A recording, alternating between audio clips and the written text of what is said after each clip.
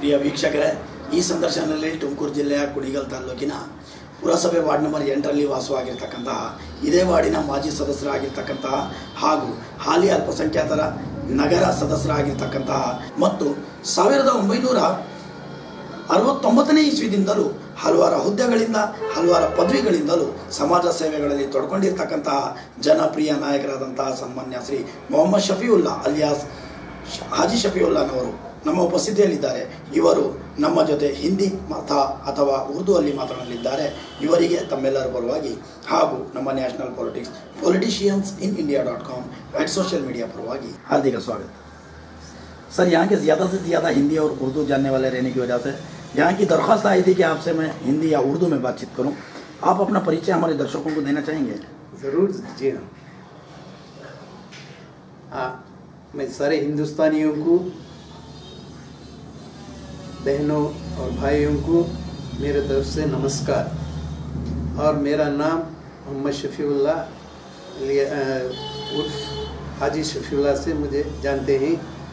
मैं, मेरे वालिद का नाम अब्दुल क़य्यूम साहब, और वो भी एक पास्ट डेट मरहूम अब्दुल क़य्यूम साहब, उनके 61 से उन्होंने टीएमसी में म्यूनसिपल काउंसिलर रहे, और उसके बाद वाइस प्रेसिडेंट रहे। शायद 80 तक उन्होंने टीएमसी में रहा करे।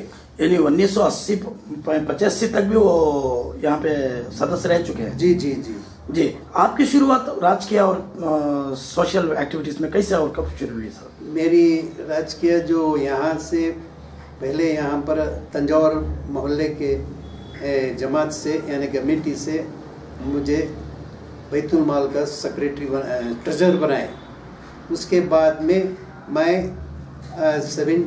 76 में अलुदा स्कूल का प्रेसिडेंट हुआ, और उसके बाद में 83 में मैं तंजौर सोसाइटी का सेक्रेटरी हुआ, और अब तक भी मैं डायरेक्टर हूँ उस सोसाइटी का।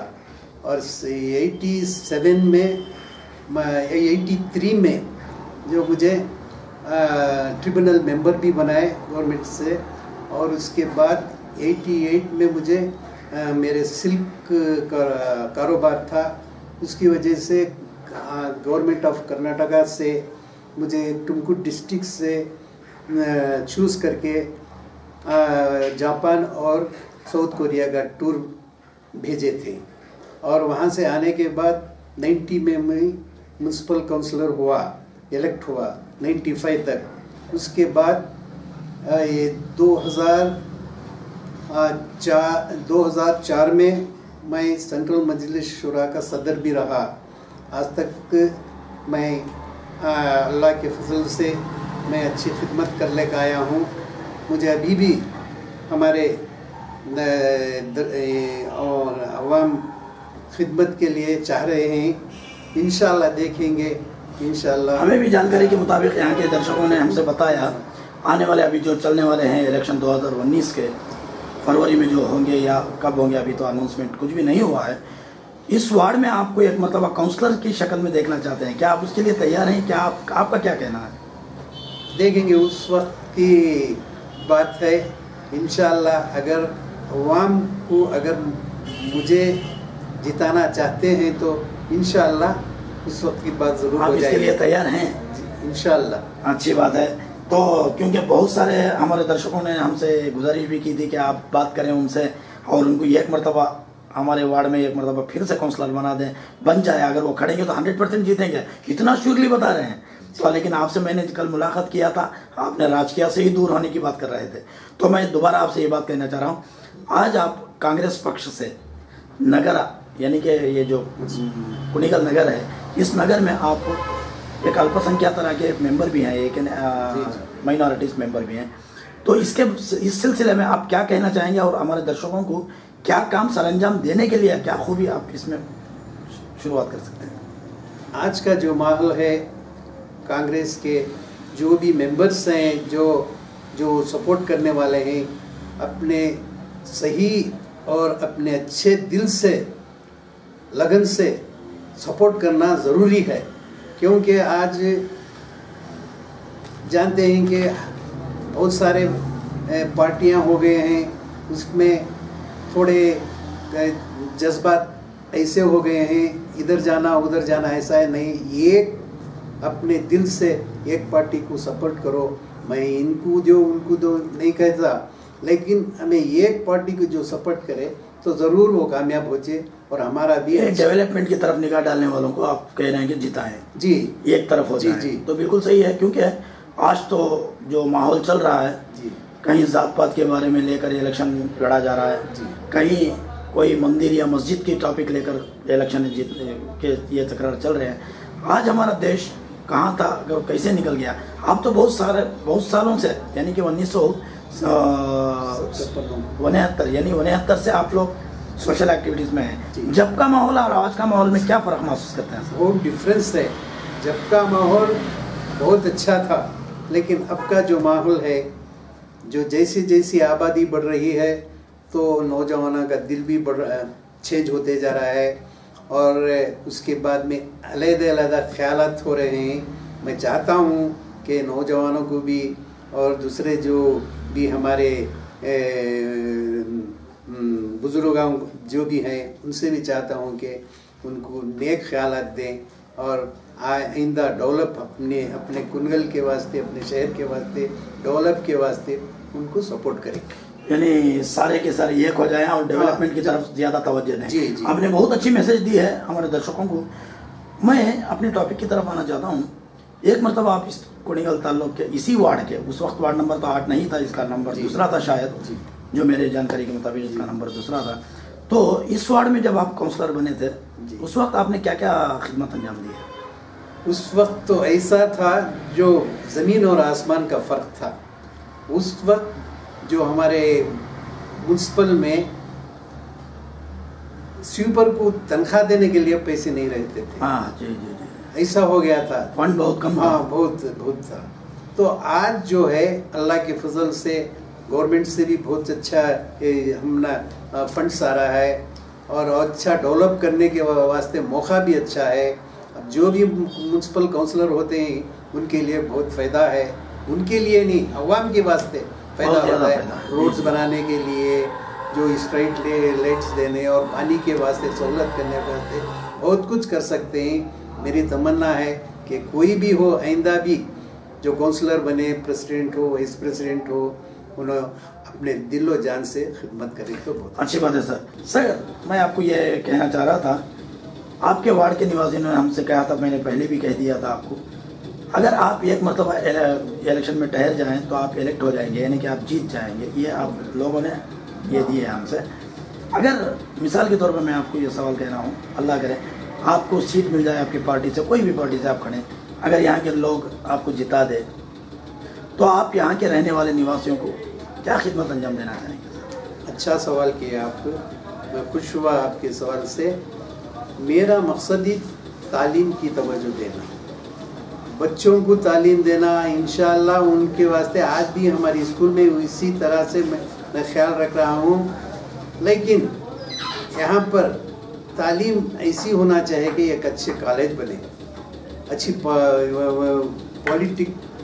पॉलिटेक्निक बने, यानी पॉलिटेक्निक कॉलेज बने, और उसके बाद में हमारे म्यूनसिपल के जो रोड्स हैं वो रोड्स अच्छे डेवलपमेंट आए, यानी कि अच्छी तरह और पानी की सहूलत अच्छी हो और इलेक्ट्रिसिटी की भी सहूलत हो।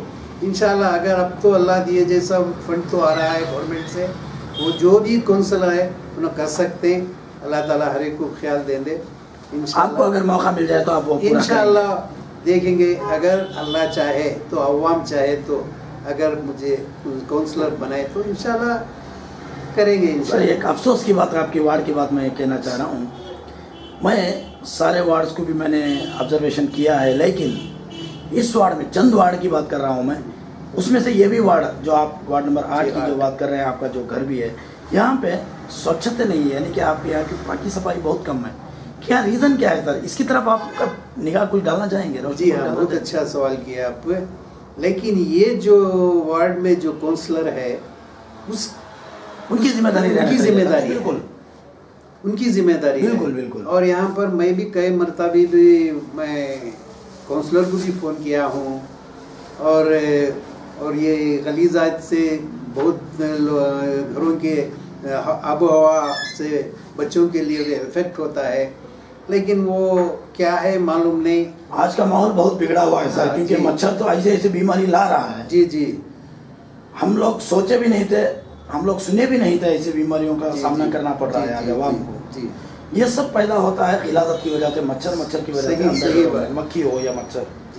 तो इसके लिए तवज्जो देना बहुत जरूरी है। इस्लाम ने भी कहा है, आप भी जानते हैं, जरूर जरूर, मेरे से तो बेहतर आप जानते हैं। सही बात, सही ईमान का आधा हिस्सा है जो पाकी सफाई को दिया गया है। सही बात। तो आप इसके बारे में क्या रोशनी डालना चाहेंगे सर? मैं यही कहा ना आपको, फर्स्ट सफाई होना बहुत जरूरी होती है जी। बाहर से भी अपने घरों को भी सफाई रखना वो फर्स्ट है। और जो भी इंसान है अपने घरों की सफाई करे तो वही आदि बीमारी नहीं रहती है जी। अपने दिलो जिगर से काम करना है जी। और वो उसका जो म्युनिसिपल जो है, म्युनिसिपल का जो काउंसलर जो वार्ड का है, उनकी जिम्मेदारी भी जिम्मेदारी जरूर होती है। बिल्कुल बड़ी बात कही आपने। यहाँ के रहने वाले एमएलए हो या काउंसलर हो, इन सबकी जिम्मेदारी होती है कि अपने अपने क्षेत्र में, यानी अपने अपने वार्डों में, अपने अपने कॉन्स्टिट्यूंसीज में उसको पाकी सफाई का ख्याल रखें। जी जी, ये बहुत ज़रूरी चीज़ हो जाती है। सही बात। अच्छा, मैं अहम मुद्दे की तरफ आता हूँ। हमारे जानकारी के मुताबिक आपने बहुत सारे हुद्दे, यानी कि बहुत सारे एक डिजिग्नेशन पर तैनात थे। आप हमारे दर्शकों को बताना चाहेंगे कि वो क्या क्या पदवी पर आपने खिदमत अंजाम दी है? ज़रूर ज़रूर ज़रूर। एक वक्त था जो कि मैं हर ओहदे में हर दिन 4 या 5 मीटिंग होते रहे, उसमें खिदमत करता हूँ। और मुझे यहाँ से कर्नाटका गवर्नमेंट से वही कह रहा है, मैं जो यहाँ पर एक एमएलए थे उस वक्त मैं एक सिल्क डीलर भी था यहाँ पर, मुझे यहाँ टुमकुर डिस्ट्रिक्ट से चूज़ करके जापान और साउथ कोरिया को भी मुझे भेजे थे। और वहाँ से आने के बाद और मैं थोड़ा डेवलप भी किए हमें जो सेरिकल्चर का। आज अच्छा जो टीम जो नाफा आ रहा है वो अच्छे से अच्छा आ रहा है, नाफा भी आ रहा है माशाल्लाह, वो भी हुआ। जो ये सब भी चीज़ें वही कह रहा हमारे के जो एक होते हुए हर एक को भी सहूलत करके दिए रही। सर आप किसकी बात कर रहे हैं? माजी में एमएलए थे या उस वक्त मिनिस्टर हुए तो उन्होंने हर एक रैयत को उनको बहुत सहूलत करके दिए। आज भी उनको जो रैयत है वही कह रहा है हमारे का नाम रेखो, थोड़े लोगों ने खाना भी खाते, यानी कि भगवान जैसे राजकुमार को जैसा चाहते हैं वैसा हमारा अल्लाह के दिलों में उनको खुदा मानते हैं, वैसा मानते हैं। करको दिए जी। और मैं उस वक्त वक्फ बोर्ड का भी मेंबर था, वक्फ बोर्ड का मेंबर भी था, और टुमकुर में मदार शाह कॉम्प्लेक्स का भी मेंबर। अच्छा। इतनी सब खिदमत करके हूँ, लेकिन मैं डरने का नहीं। हर एक मेरा बिजनेस छोड़ा, सब कुछ कराया, कौम की खिदमत करने का मुझे अब भी शौक़ है, नहीं करनी, मुझे साथ देना। जी बिल्कुल। अच्छा सर, एक अहम मसला सामने मैं आपके सामने और एक टीपीएमएस से डायरेक्टर भी मेरा, हमारे वालिद भी 58 से टीपीएमएस से डायरेक्टर। अच्छा। और बिल्डिंग जो बनाए आज भी स्टोन पत्थर में हमारे वालिद का नाम है। हाँ, अब्दुल कयूम करके। जी। कुछ मास्ती बोड़ा वो उनके ज़माने से 60 से भी पॉलिटिक्स में रहा करे हमारे वालिद की। बहुत खुशी की बात है। आप यानी कि आपके वालिद के दौर से ही सोशल एक्टिविटी में आपका घराना है। जी। तो उसी को आपने फॉलो किया। जी। आपके बाद आपके औलाद यानी आपके बच्चों में से कोई ये काम को अंजाम देने के लिए तैयार है? साहब, आप जो बहुत बड़ा सवाल किए हैं, तो इतने सवाल है तो मैं तो बोल दिया, लेकिन आज की हालत है मैं नहीं चाहता कि पॉलिटिक्स में नहीं भेजना। देखिए सर, मैं एक बात अफसोस से कहता हूँ जी, अच्छे लोगों की आज यहाँ पे वैल्यू नहीं है। मैं सुना भी हूँ, कहा भी हूँ और मैं देखा भी हूँ, मैं मानता भी हूँ। लेकिन यहाँ पे अब एक मकसद से मैं बात करना चाहता हूँ, हर कोई अच्छा आदमी, ये मेरी जिम्मेदारी नहीं है बोल के हम लोग देश से हट जाते हैं, वहाँ पे चोरों चक्के बैठ जाते हैं। वो तो सही।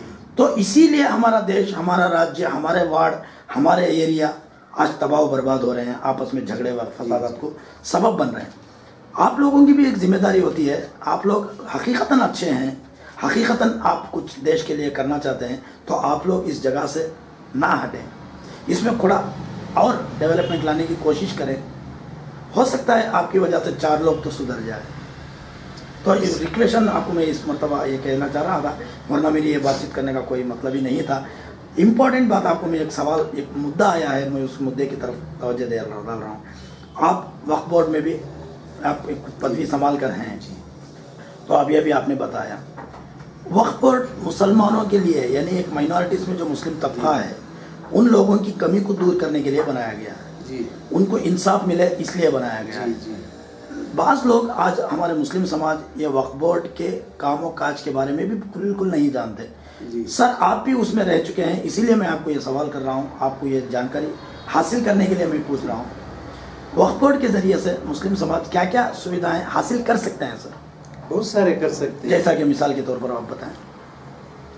आज जो वक्फ बोर्ड की जो प्रॉपर्टी है, जो बहुत सारी ऐसी हो गई है कि वक्फ बोर्ड वालों को ही खुद मालूम नहीं है जो प्रॉपर्टी कहाँ है, हमारे वक्फ बोर्ड की किधर है, क्या है। आज कब्रिस्तानों को भी इतनी तकलीफ हो गई है।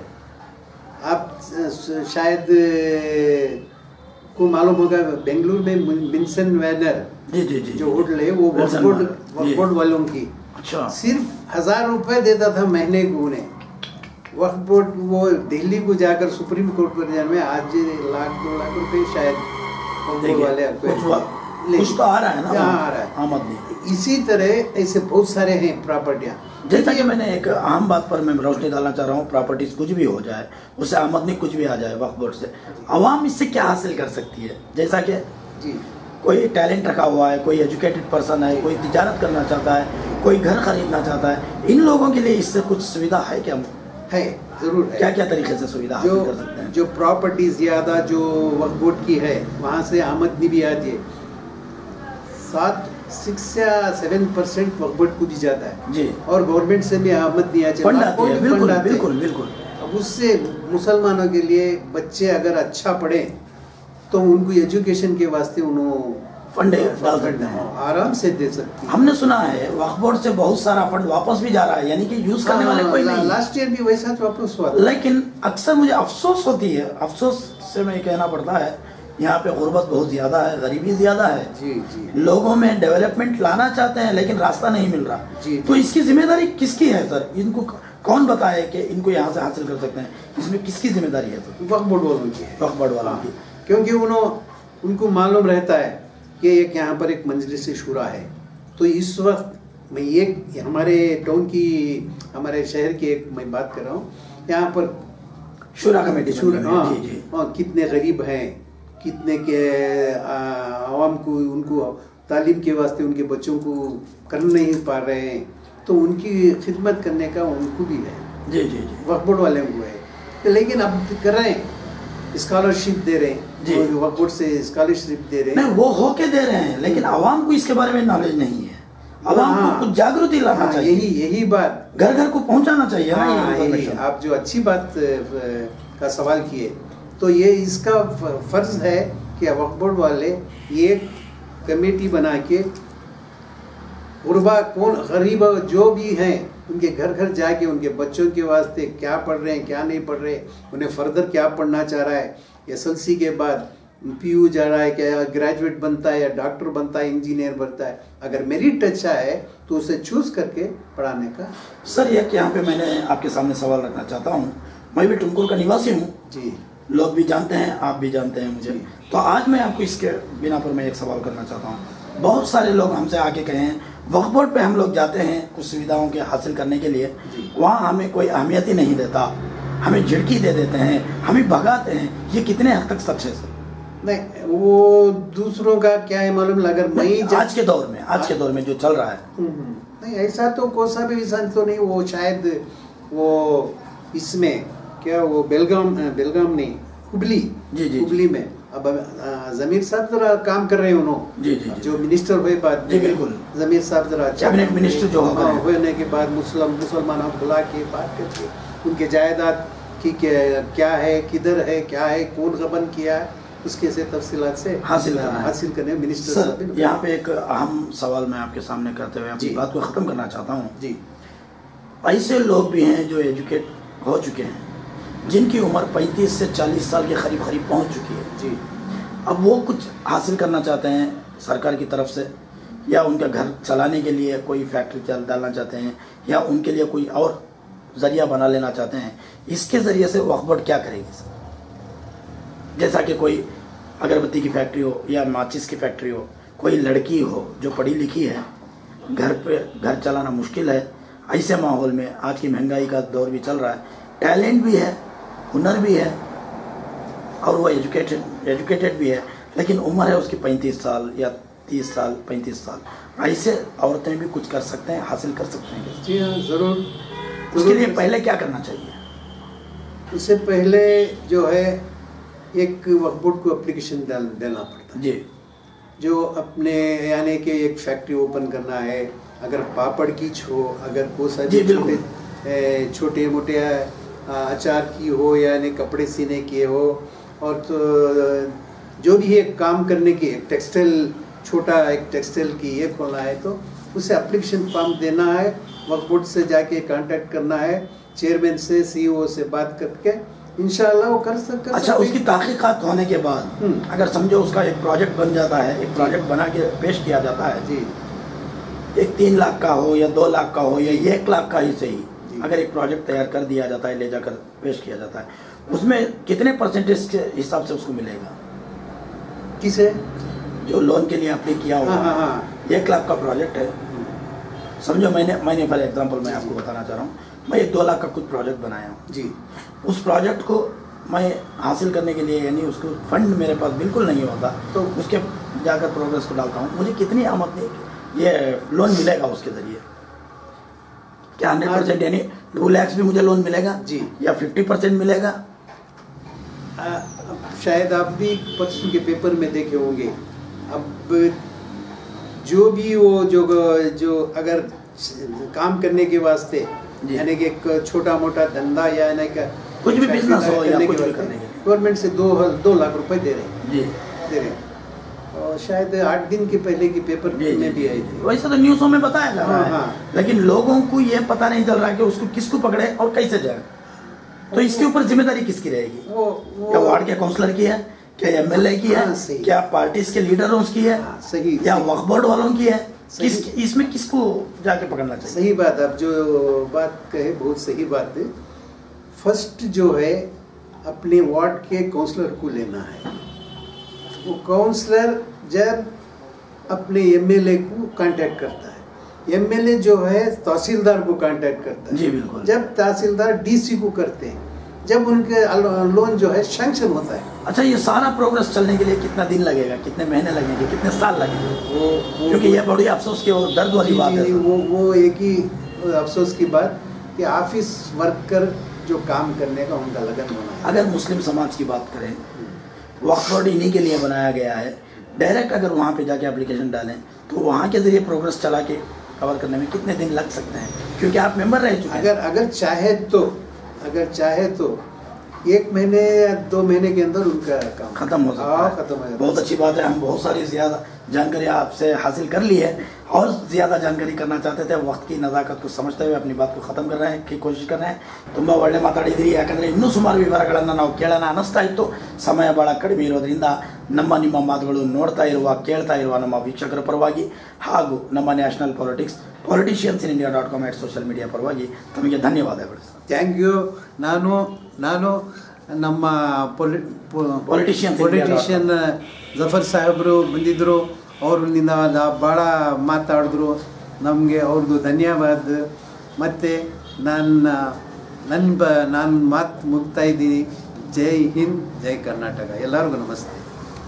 ವೀಕ್ಷಕರೇ, ತಾವು ವೀಕ್ಷಿಸಿದಿರಿ ತುಮಕೂರು ಜಿಲ್ಲೆಯ ಕುಣಿಗಲ್ ಪುರಸಭೆ ವಾರ್ಡ್ ನಂಬರ್ 8ರಲ್ಲಿ ವಾಸವಾಗಿರ್ತಕ್ಕಂತಹ ಇದೇ ವಾರ್ಡಿನ ಮಾಜಿ ಸದಸ್ಯರಾಗಿರ್ತಕ್ಕಂತಹ ಹಾಗೂ 1969ನೇ ಇಸ್ವಿದಿಂದಲೂ ಹಲವಾರು ಹುದ್ದೆಗಳಿಂದ ಹಲವಾರು ಪದವಿಗಳಿಂದಲೂ ಸಮಾಜ ಸೇವೆಗಳಲ್ಲಿ ತೊಡ್ಕೊಂಡಿರ್ತಕ್ಕಂತಹ ಸನ್ಮಾನ್ಯ ಶ್ರೀ ಜನಪ್ರಿಯ ನಾಯಕರಾದಂತಹ ಸನ್ಮಾನ್ಯ ಶ್ರೀ ಹಾಜಿ ಶಫಿಯುಲ್ಲಾಹ್ನವರ ಮಾತುಗಳನ್ನು ತಾವು ಕೇಳಿದ್ರಿ. ಇನ್ನಷ್ಟು ವಿವರಗಳು, ಇನ್ನಷ್ಟು ಸುದ್ದಿಗಳನ್ನು ಇವರ ಬಗ್ಗೆ ತಿಳಿಯಲು ಲಾಗ್ ಆನ್ ಮಾಡಿ www.politiciencsinIndia.com. ಜೈ ಹಿಂದ್, ಜೈ ಕರ್ನಾಟಕ.